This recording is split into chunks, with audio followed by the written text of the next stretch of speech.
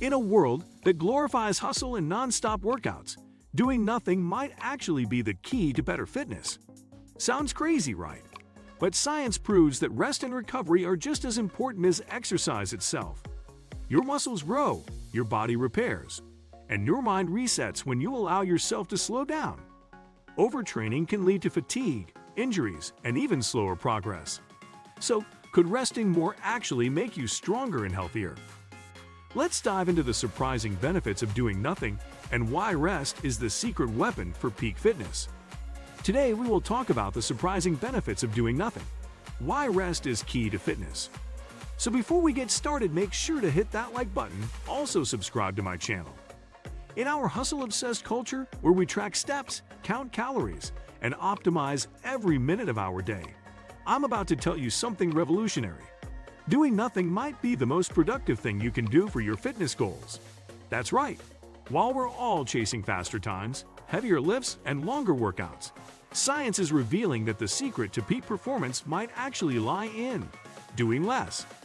Today, we're flipping the script on conventional fitness wisdom to explore why strategic rest isn't just beneficial, it's absolutely essential.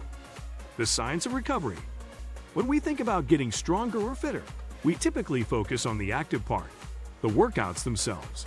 But here's what most people miss. Your muscles don't grow during exercise. They grow during rest. Every time you work out, you're creating microscopic tears in your muscle fibers. It's during periods of rest that your body repairs these tears, building back stronger than before.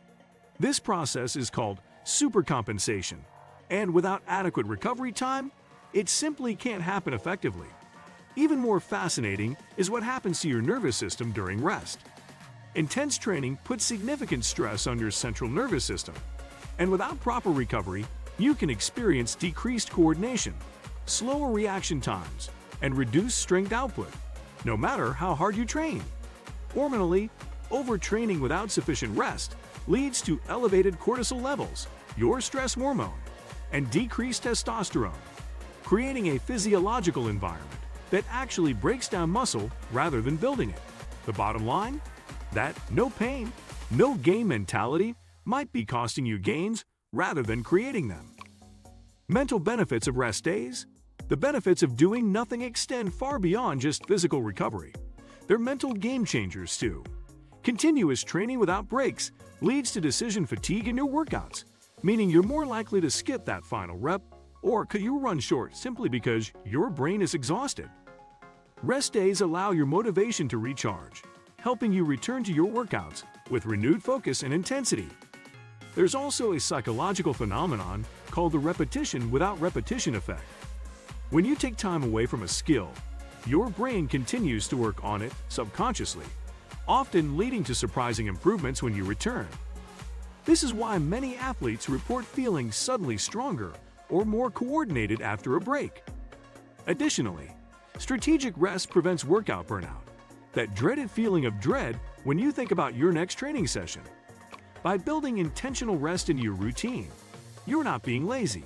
You're actually setting yourself up for greater long-term consistency, which is ultimately what produces real results. Active recovery vs. complete rest. Now you might be wondering, does doing nothing mean lying on the couch all day? Not necessarily. There's an important distinction between active recovery and complete rest, and both have their place in a well-designed fitness program. Active recovery refers to low-intensity movement that promotes blood flow without stressing your systems. Think leisurely walks, gentle yoga, or easy swimming. This type of movement can actually enhance recovery by delivering nutrients to tired muscles and helping remove metabolic waste.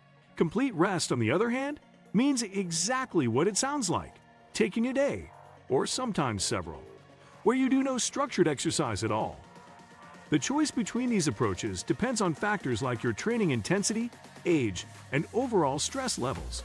Younger athletes might recover faster and benefit more from active recovery, while older trainees or those under significant life stress might need more complete rest days.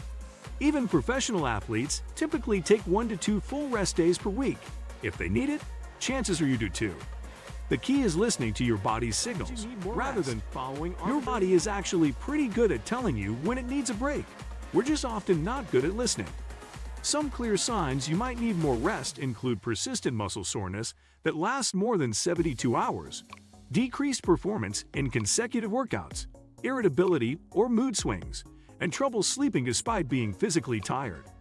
You might also notice an elevated resting heart rate in the morning, frequent illnesses, or loss of appetite. All signs your body is struggling to recover. It's crucial to understand that more training doesn't always equal more results. There's a point of diminishing returns where additional workouts actually make you weaker, not stronger.